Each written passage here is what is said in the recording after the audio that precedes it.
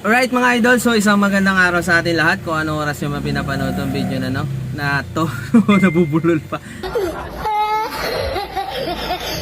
So it's nice to be back mga idol. So unang biyahe natin galing bakasyon mga idol is naka double book agad tayo. So bali may kontrata kami kanina mga idol. Bali ito, painting yung karga natin mga idol. Tapos binigyan pa tayo ni boss ng painting niya, no? So napakaswerte natin ngayong araw kasi napakamahal ng painting na to mga idol. Ganyan lang siya kaliit pero 10,000 yung isa niyan mga idol. So ganun kabait yung customer natin. So after namin drop doon mga idol, nakuha ko tong dryer. So isang dryer lang yung pangarga natin mga idol. So ginawa ko, nag-abang ako ng booking kasi sabi nila hindi na daw makapag double book ngayon. Pero ito yung katunayan na pwede pa rin mag double book. So hindi ko lang alam kung sa motor ba o sa matataas na kg yung pwede. Pero hindi ko alam kasi may nagsabi kasi sa mga post doon sa may Lalamove page na bawal daw yung double book na ngayon kay Lalam. So hindi ko sure sa kanila mga idol. Basta sa akin nakapag double book tayo mga idol. Unang booking natin Matandang Balara papuntang Amadeo, Mendez. So yung pangarga natin yung washing lang na may kasamang dryer. Tapos yung pangalawa natin is mga box lang daw to papuntang Muntinlupa galing Santo Niño mga idol. So tara, punta na natin. Let's go. Maliit na ulan ba agad?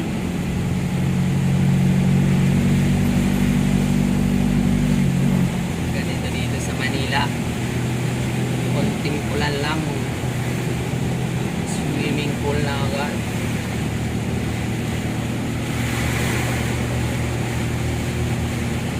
Kumaliwa sa E. Rodriguez Sr. Avenue.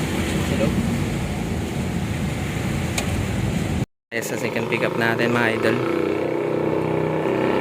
Box.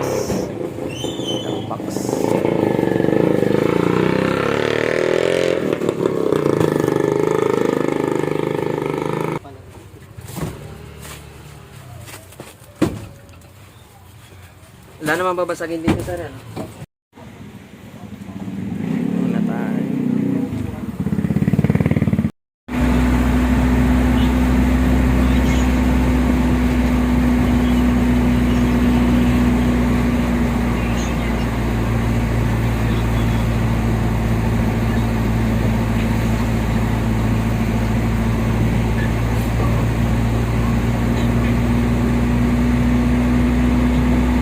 Alright mga idols, nandito na tayo sa drop off sa may Hungry Homes.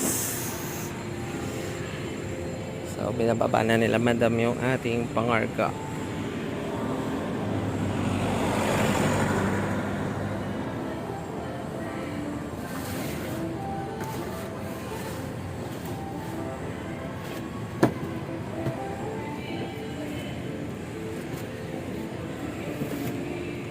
What's up mga idol? So nakauwi na kami ni boss. Iyon.